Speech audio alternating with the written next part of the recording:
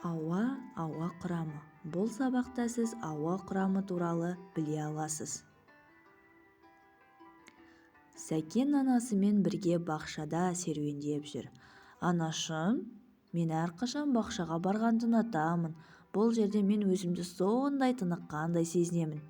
Иә, балам, тіпті мен де солай сезінемін. Бақшадағы ауа шынымен сергітеді.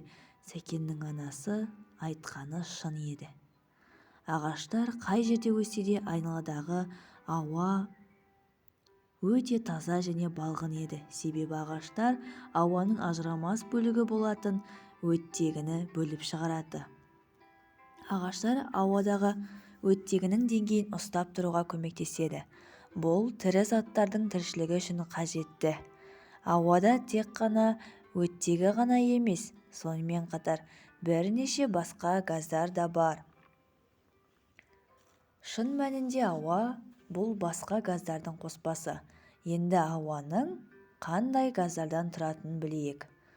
Ауаның ең маңызды құрамдас бөлігі азот. Ол барлық ауаның шамамен 78% құрайды. Қалған 22%-дің 21%-і оттектен тұрады.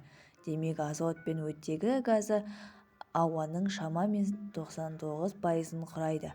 Ауаның қалған 1%-і көмірқышқыл газы, аргон, гелий, неон, сутегі, озон және су буын қоса алғанда бірнеше газдардан тұрады.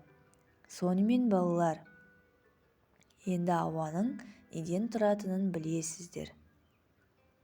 Қане, қорытындылайық. Ауа газдардан тұрады. Ауаның екі негізгі компоненті азот және сутегі. Олар ауаның 99%-ын құрайды. Көмірқышқыл газы, аргон, гелий, неон, сутегі, озон және су буы сияқты газдар ауаның 1%-ын құрайды.